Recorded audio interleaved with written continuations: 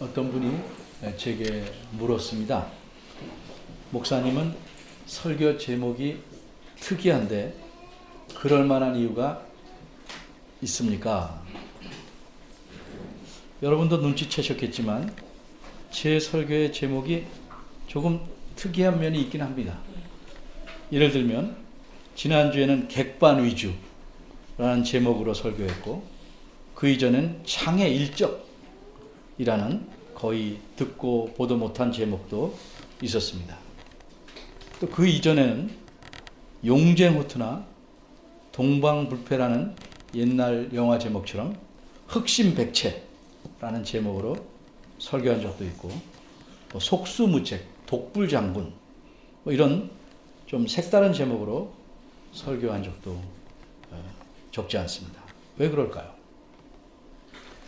분명히 말씀드리는데 제가 좀 튀어보려고 그런 것은 아닙니다. 남들은 저의 말이나 행동을 보고 튄다고 생각할 수도 있겠지만 저는 튀어보려는 마음으로 말하거나 행동한 적은 거의 없습니다. 그럼 왜 설교 제목은 좀 튈까?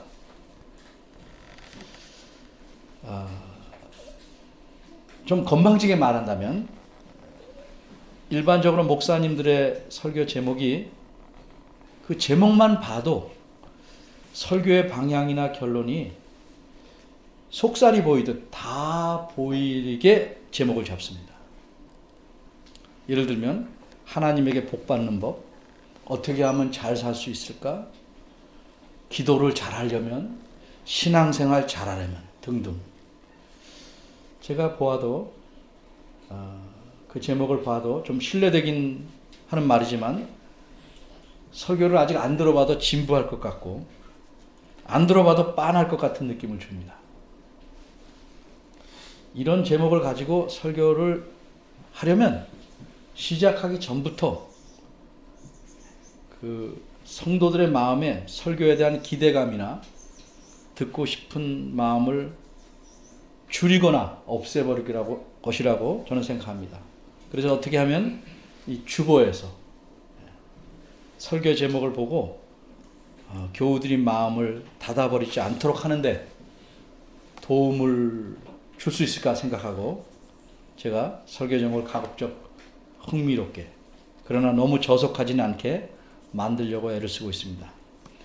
이런 노력이 여러분에게 얼마나 도움이 되었는지는 모르겠으나 이러한 설교자의 마음을 헤아려서 여러분이 설교에 집중하려고 더욱 노력해 주셨으면 하는 바람을 가져봅니다. 오늘 본문에서 세 가지를 생각해 보려고 합니다. 첫째는 요나는 하나님에게 무엇을 기대하였는가? 두 번째, 하나님은 요나에게 무엇을 가르치셨는가? 세 번째, 기록자는 우리에게 무엇을 알려주려는가? 첫 번째입니다. 요나는 하나님에게 무엇을 기대하였는가? 먼저 요나서 4장 1절과 4절을 훑어보겠습니다. 요나는 하나님께서 니느웨 성을 멸망시키지 않았다고 화가 잔뜩 났습니다. 그래서 하나님께 한바탕 투덜댔습니다. 기도한 내용을 보면 표현에는 예의를 갖췄지만 마치 주인이 종을 나무라듯 하나님을 질책하였습니다. 그러자 하나님께서 요나에게 내가 그렇게 성을 내는 것이 옳으냐? 이렇게 물으십니다.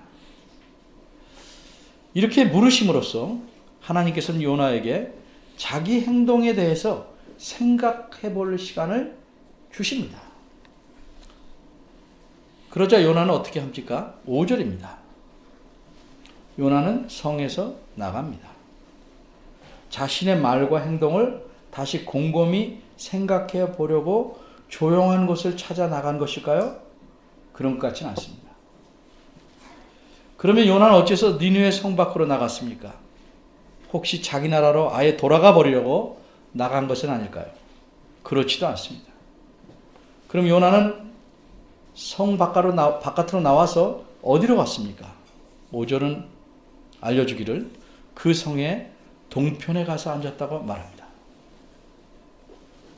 왜 하필 동편일까?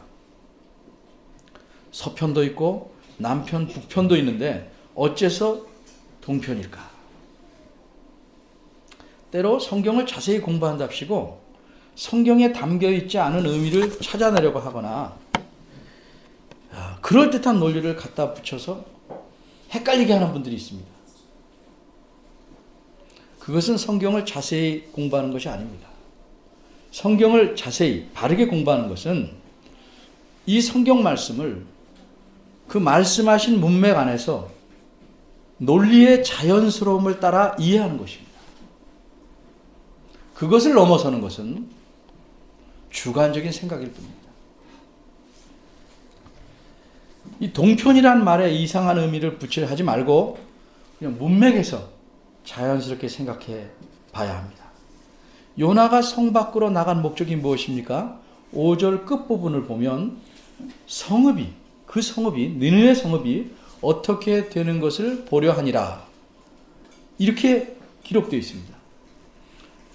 성읍에서 어떤 일이 생기는지를 보려면 어떤 곳으로 가야 하겠습니까? 당연히 성읍을 한눈에 바라볼 수 있기에 가장 좋다고 판단되는 곳으로 가야 합니다.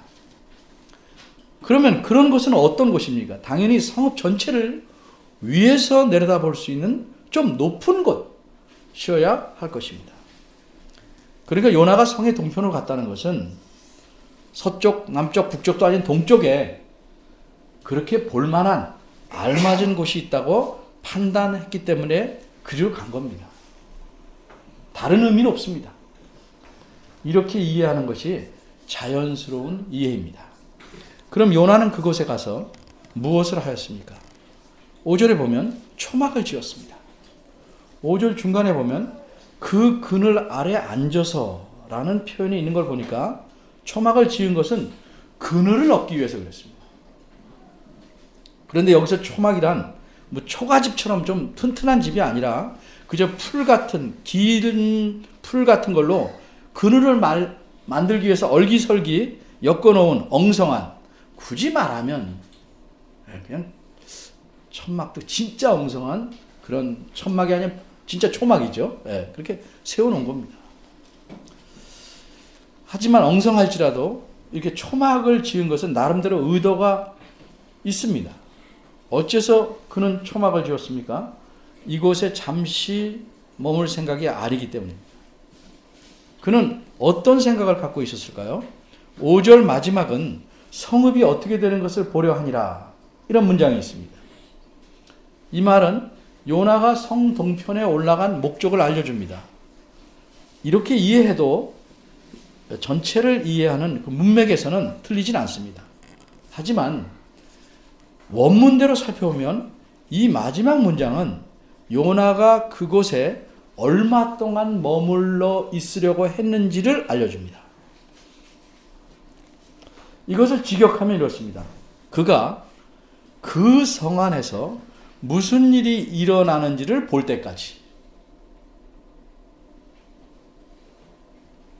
그러니까 요나는 하나님께서 마음을 바꾸셔서 니느웨 성을 멸망시키기를 원했습니다. 그리고 그 일이 생기는 것을 자기 눈으로 볼 때까지 이 동편에 머무르려고 생각한 겁니다. 시간이 그런데 어느 정도 걸릴 수도 있다고 생각하기에 계속 그늘을 들여줄 수 있는 초막을 지은 것입니다. 이처럼 요나는 끝장을 보고 싶었습니다. 니느웨가 끝장난지를 보고 싶었습니다. 바꿔 말하면 하나님께서 요나 자신의 요구를 들어주시는지 끝장을 보고 싶었습니다. 이처럼 요나는 하나님께 자기 뜻대로 해주시기를 기대했습니다. 두 번째입니다. 하나님은 요나에게 무엇을 가르치셨는가? 요나는 그렇게 기대하고 있었지만 하나님은 요나의 기대대로 니느웨 성과 그 백성을 멸망시키시려고 하시지 않습니다. 하나님 보시기에 요나의 성내는 것은 그래서 옳지 못한 겁니다. 그런데 이렇게 완고한 사람을 어떻게 하면 좋겠습니까? 자기 생각이 옳다고 생각하는 이 고집불통을 어떻게 하면 고칠 수 있겠습니까? 생각의 뿌리를 바꿔놓아야 가능할 것입니다. 그럼 어떻게 바꿀 수 있겠습니까? 그래서 하나님께서는 이른바 시청각 교육을 준비하십니다. 정확히 말씀하면 실물 교육입니다. 왜 그렇습니까? 요나가 지독히 완고하기 때문입니다. 요지부동이기 때문입니다. 끄떡 안 하기 때문입니다. 마음을 안 바꿉니다. 오히려 하나님을 향해 당신의 뜻을 바꾸라고 지금 시위하고 있습니다. 하나님께서는 몇 가지 실물 교재를, 실물 자료를 준비하십니다. 6절입니다. 첫 번째 준비물은 박입니다. 박. 우리말에 박넝쿨이라고 한 것은 그냥 넝쿨만 준비했던 뜻이 아니고 이것이 아마도 우리나라의 호리병박 같은 조롱박 같은 넝쿨 식물이기 때문에 박넝쿨이라고 말한 것이지 실제는 박을 준비했습니다. 이 박은 햇빛을 가릴 수 있는 큰 챙을 가진 모자처럼 잎이 큰 그런 식물입니다. 근데 이곳은 사막처럼 뜨거운 해가 내리쬐는 지역입니다. 오늘날도 한낮의 최고 기온은 화씨로 110도 정도. 우리는 화씨를 안 쓰니까 제가 옛날에 배운 공식으로 뭐 590 플러스 32 뭐 이런 걸 뒤집어 가지고 섭씨로 바꿔보니까 계산에 자신이 없습니다만 43도쯤 됩니다. 우리나라 한여름에 온도가 37, 8도에 가면요, 대구 같은 지역에 너무 더워서 어쩔 줄 모릅니다. 제가 공부하던 곳에 40도가 된 때가 있었습니다. 섭씨로. 그때 여러 노인들이 죽었습니다. 40도가 넘으면요, 뭐 숨을 쉴 수가 없습니다. 저도 그때 화씨로 몇 도라고 그래서 잘 견디다가 섭씨로 계산하니까 40도가 넘어서 이틀을 알았어요. 고치자마자 알았어요. 그거 참 희한하더라고요. 그 40도라는 게 정말 힘든 겁니다. 나무 그늘도 제대로 없는 곳에 그래도 햇빛 가리개 모자가 있다면 얼마나 좋겠습니까? 근데 이 모자 같은 것을 하나님께서 준비해 주셨습니다. 박을 심으셔서 하룻밤새 쑥쑥 자라서 큰 잎들이 나오게 하셨습니다. 하나님의 능력입니다. 요나는 초막을 짓고 그 그늘 안에 앉았지만 그게 뭐 크게 도움이 안 됩니다. 왜 그렇습니까? 이게 풀을 뜯거나 베어서 얼기석이 엮어놓은 풀들은 시간이 지나면 어떻게 됩니까? 바싹 말라버립니다. 그래서 그 다음날 되면 햇빛이 무수하게 들어올 틈새가 생깁니다. 영화 제목도 그 내용도 생각이 나지 않지만 아주 인상적인 장면이 있습니다. 전쟁터인데 그 지푸라기에 흙을 대강 섞어서 만든 지은 집이 그 전쟁의 총탄으로 인해서 벽에 수많은 구멍이 생겼습니다.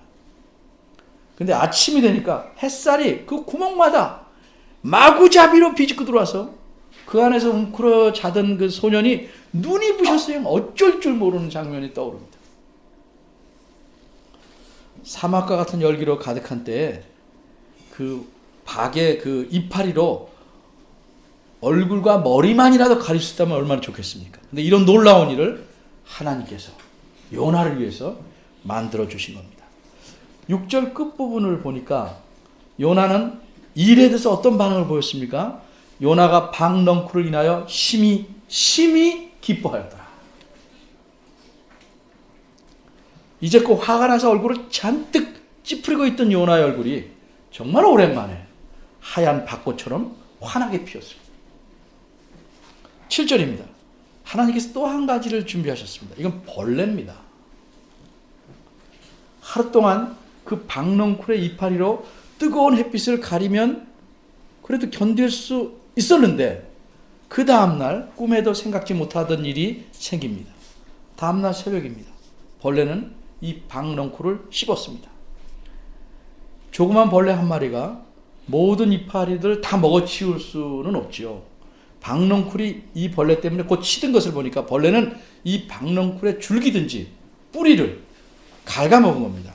그러니까 넝쿨의 이파리에 수분이 전달되지 않게 되니까 곧 시들어갈 수밖에 없는 겁니다. 그래서 요나가 박넝쿨이 필요할 때쯤에는 아무 쓸모가 없이 말라 버리게 된 겁니다. 8절입니다. 근데 하나님께서는 자신이 계획하고 의도한 바를 확실하게 하시려고 한 가지를 더 준비하셨습니다. 굉장히 치밀하십니다. 그것은 동쪽에서 불어오는 바람입니다. 하나님께서는 요나가 도망갈 때 바다에 회오리 바람을 일으키셨는데 이번에는 그런 바람이 아니고 뜨거운 동풍을 준비했습니다. 사막 같은 곳에서는 해가 뜨면 빨리 더워진다고 합니다. 이 더운 열기에 플러스 뜨거운 동풍이 추가됩니다. 마치 더운 날씨에 뜨거운 바람이 나오는 히터를 강하게 틀어놓은 효과라고 하면 어떨까요? 그것보다 더 세겠지만, 또 바람에 의해서 그 사막 지역이니까 모래들과 미세한 먼지들이 얼마나 밀어닥치겠습니까? 어제처럼 햇빛이라도 가려보려고 요나는 박넝쿨의 이파리를 찾았겠지만 이미 다 시들어버린 이파리는 아무짝에도 쓸모가 없습니다. 강한 햇빛이 머리에 내려쬐고 뜨거운 바람은 눈을 뜰 수 없을 만큼 강하게 얼굴과 몸으로 불어닥칩니다. 오래 버티지 못해서 요나는 자신의 정신이 희미해지는 것을 느낍니다. 요나는 큰 물고기 뱃속에 있을 때도 이런 경험을 했습니다. 그러나 그때는 요나가 자신의 의식을 다 잃기 전에 하나님께 구원해 주신 데 대해서 감사의 기도를 드렸습니다. 그리고 그때 기도한 내용을 후에 시로서 참 아름답게 표현했습니다. 그 시가 요나서 2장입니다. 그런데 지금은 감사한 마음이 아닙니다. 요나의 마음에는 화가 가득 찼습니다. 그래서 혼미한 정신에 이르자 마지막 힘을 내서 이렇게 기도합니다. 사는 것보다 죽는 것이 내게 낫습니다. 한마디로 이런 뜻입니다. 이런 식으로 나를 힘들게 하지 말고 아예 더 이상 고통을 느끼지 않게 한 방에 죽여달라. 이런 얘기입니다.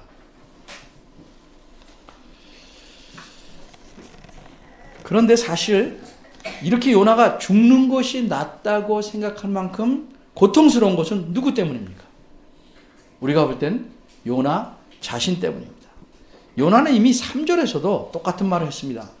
그때 죽기를 원한 것은 하나님에 대해서 일종의 협박이었습니다.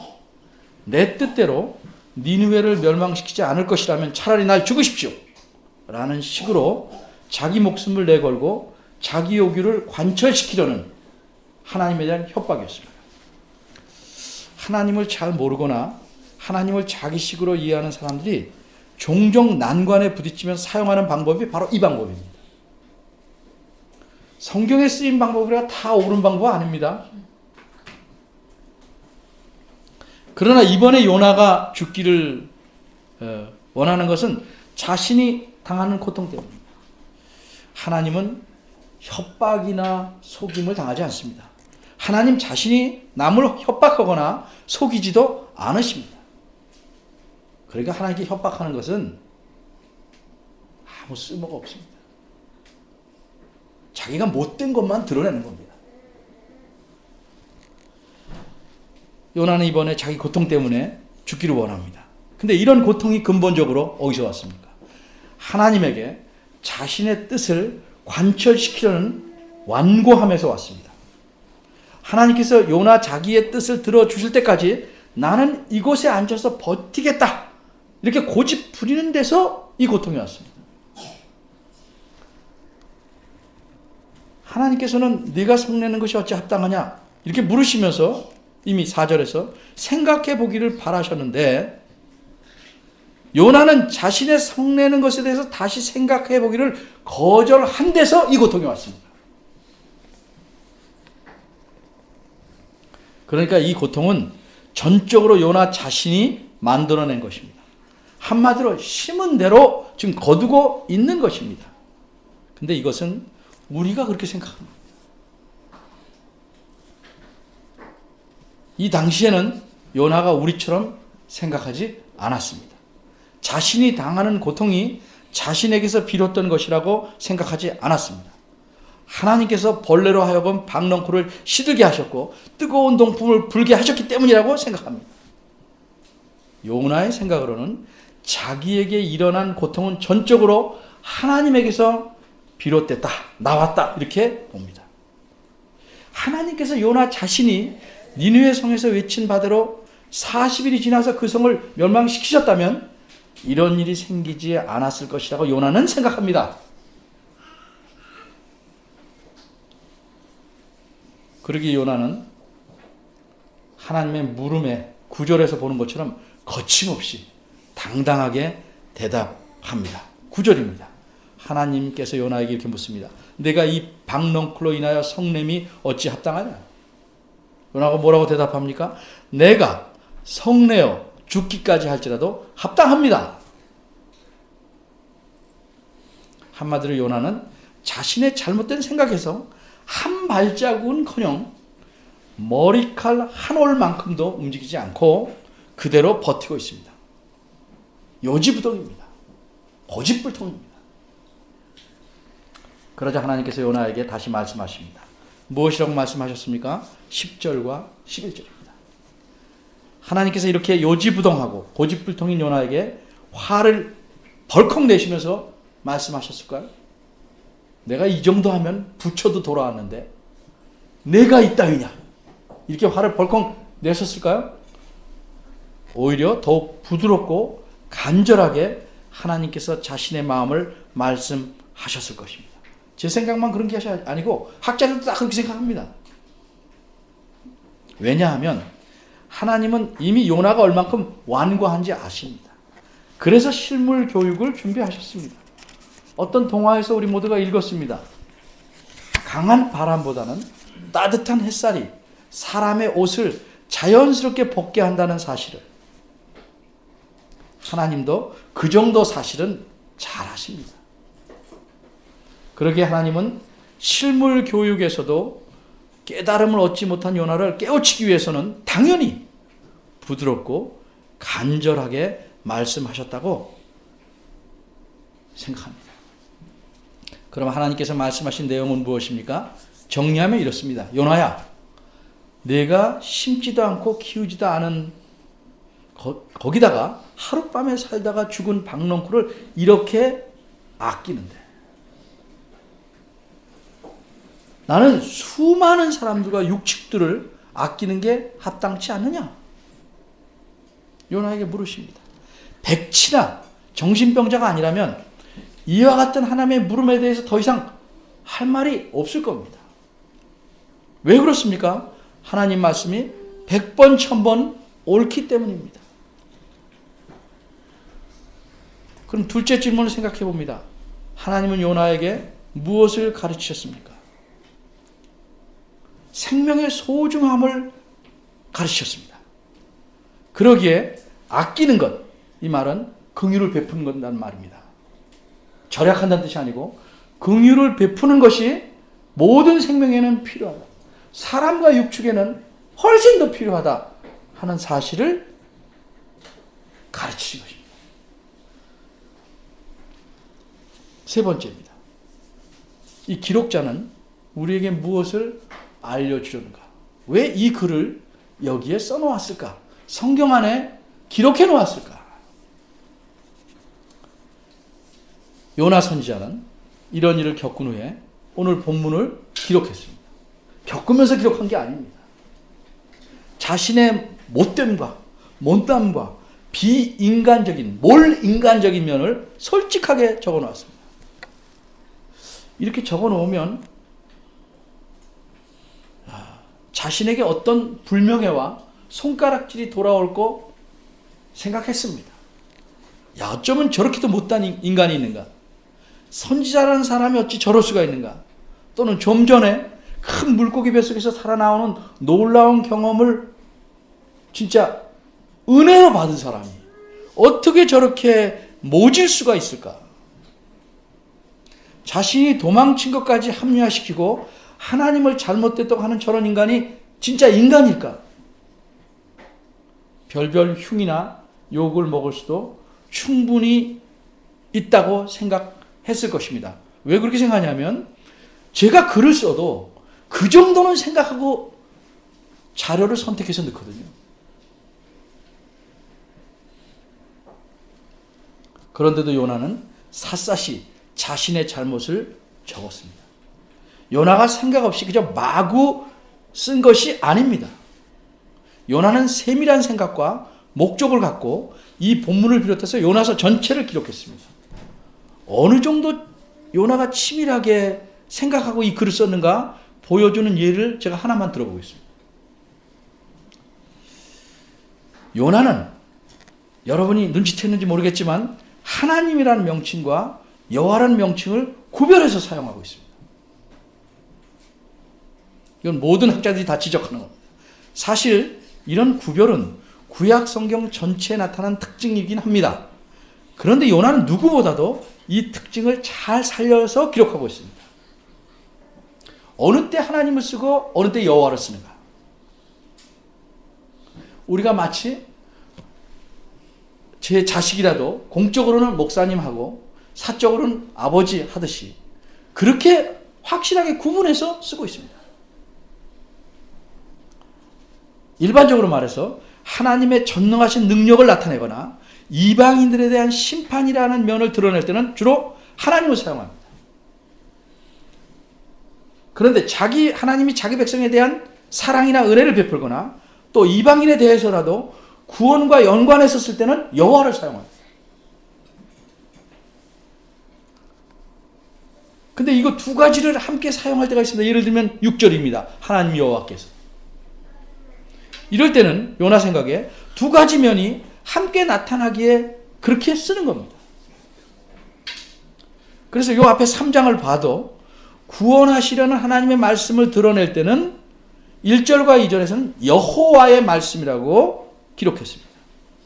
근데 그 이후에는 3장 끝인 10절까지 계속 하나님을 사용합니다. 심판을 말하고 있기 때문입니다. 여기 8절에는 여호와가 나오는데 그렇게 보시는 분들을 위해서 한마디 덧붙입니다. 3장 8절의 여호와는 안타깝게 우리말에서 잘못 번역한 것입니다. 원문에서는 하나님이 쓰여 있습니다.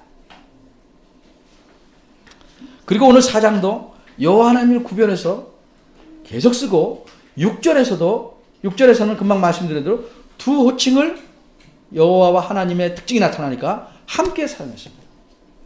이렇게 치밀하게 구별해서 하나님에 대해서 두 가지 호칭을 사용하는 것과 자신의 큰 잘못도 여과 없이 그대로 적어 쓴 목적은 무엇일까? 그것은 한마디로 하나님을 온전히 드러내기 위함입니다. 그럼 오늘 본문은 어떤 하나님을 보여주십니까? 하나님은 요나에게 생명의 소중함도 가르치고 하나님의 긍휼하시다는 필요성도 가르쳤습니다. 근데 그게 오늘 본문이 보여주는 중심적인 모습은 아닙니다. 뭘까요? 자기 생각과 판단에 사로잡혀서 이 완고하고 요지부동한 요나에게 그 생명의 소중함과 긍휼하심을 깨우치기 위해서 하나님이 얼마나 오랫동안 깊이 참고 기다리시는가를 보여준 겁니다. 바꿔 말하면 하나님의 오래 참으시는 것을 보여준 겁니다. 하나님이 이렇게 자기 백성에게 완고한 사람에게도 오래 참으시는 분이다 하는 사실을 보여준 겁니다. 하나님은 이런 분이십니다. 근데 요나에게만 이런 게 하시는 거 성경에 기록된 건 뭐예요? 모든 백성에게 우리에게도 그렇게 하신다는 겁니다. 우리도 좀 요나처럼 그렇지 않습니까? 요나보다 난 좀 낫다 이렇게 말할 분이 여기에 계십니까? 저도 못 말하겠는데.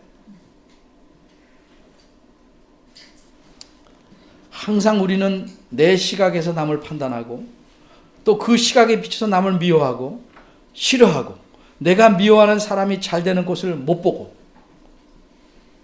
내가 싫어하는 사람이 잘 되면 최소한 한 끼 이상 굶지 않습니까? 그런 사람에게 하나님께서 은혜를 베풀면 속상하고 약오릅니다.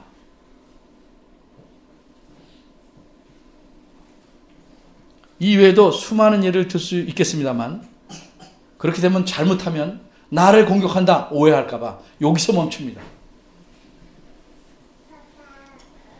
자신이 자기를 제대로 보려고 생각한다면 내 안에 수많은 요나들이 도사리고 있음을 알 수 있습니다. 요나는 자신이 어째서 그런 잘못된 생각, 어째서 고통을 받는다고 생각했습니까? 실제는 자기 잘못된 생각과 판단 때문에 그런데도 하나님 때문에 그렇다고 생각합니다. 그러니까 남 탓하는 것이죠. 요나가 왜 그랬습니까? 하나님께서 모든 생명을 귀하게 보시기에 긍휼을 베푸시기를 기뻐한다는 사실을 몰랐기 때문입니다. 또 요나는 하나님께서 자기처럼 못된 그 요나 자신에게 얼마나 참아주시는 분인 줄 몰랐기 때문입니다. 우리가 원하지 않는 고통과 아픔과 슬픔 속에 처할 때 우리는 그런 과정을 통해서 성숙해지는 겁니다. 성숙해진다는 것은 하나님의 생각을 알아가는 것이고 하나님의 긍휼을 배우는 것이고 그래서 하나님을 닮아가는 것입니다. 여러분은 스스로 돌아보십시오. 내 삶에 누구 때문에, 나 아닌 다른 것 때문에 얼마나 불평이나 원망이 많습니까? 아마 저절로 생깁니다. 그런 것이 왜 그렇습니까? 하나님의 긍휼, 인내에 대해서 깊이 생각하지 못하고 그런 것을 깨우치지 못했기 때문일 수가 많습니다. 부디 하나님의 긍휼하심, 인내하심, 자비하심을 깊이 생각해서 여러분의 삶에 감사와 기쁨이 더하기를 바랍니다. 기도하겠습니다. 하나님, 우리가 우리를 생각해 봐도 참으로 답답하고 미혹하고 완고하고 건방지고 무례합니다. 이런 저희들에게 오래 참으신 하나님, 은혜를 감사합니다. 또 이렇게 참으시기만 하는 것이 아니고 우리를 깨우치기 위해서 여러 삶의 환경들을 통해서 고쳐주시고 성숙해 하신 하나님의 사랑에 감사합니다. 저희들이 눈을 떠서 이런 하나님의 은혜를 볼 수 있게 하시고 우리 생각, 잘못된 생각 속에 밀려 들어오는 많은 불평과 원망을 하나님의 은혜로 덮을 수 있게 하시고 하나님의 긍휼로 물리치게 하셔서 우리의 삶이 더 하나님을 닮아가고 남에게 더욱 관용하고 오래 참을 수 아는 저희들 되기를 원합니다. 이제껏 그러하셨듯이 더욱 저희를 도와주시고 이끌어 주시기를 바랍니다. 예수님의 이름으로 기도합니다. 아멘.